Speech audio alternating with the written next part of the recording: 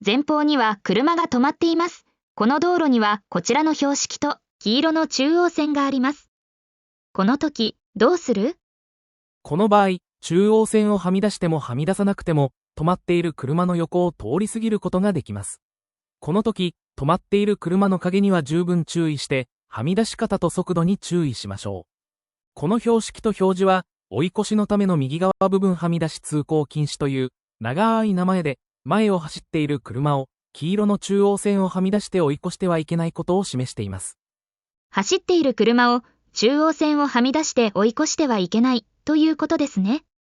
その通りです。そのため、止まっている車の横を通り過ぎても大丈夫なわけです。それではこの標識に追い越し禁止の補助標識のある場合はどうなりますか？この場合は追い越し禁止の標識になりますが、もちろんこの場合も止まっている車の横を通り過ぎるだけで追い越しにはならないので、この標識があっても通り過ぎることができます。それでは、この標識のある道路で前を自転車が走っている場合は？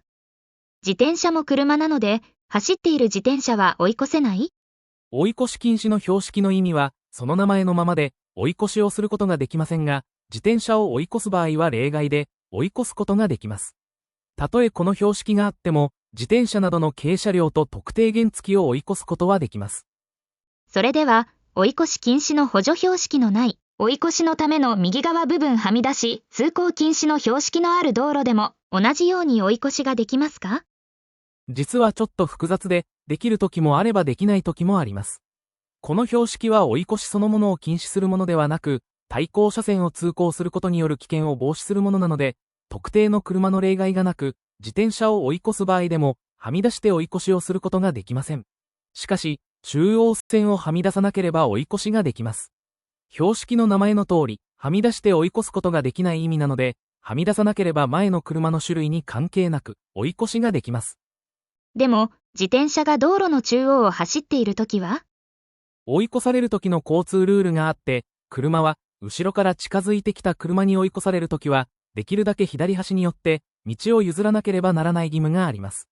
そして追い越しをする場合には、不安を与えないように、安全な速度と間隔を保つことも大切ですね。でも、必ずしも道を譲れる場合ばかりとは限らないかもしれません。道路が狭い場合や、道路の左端が不整地や危険な場合もあるので、そのような時は安全に追い越しができる時を待ちましょ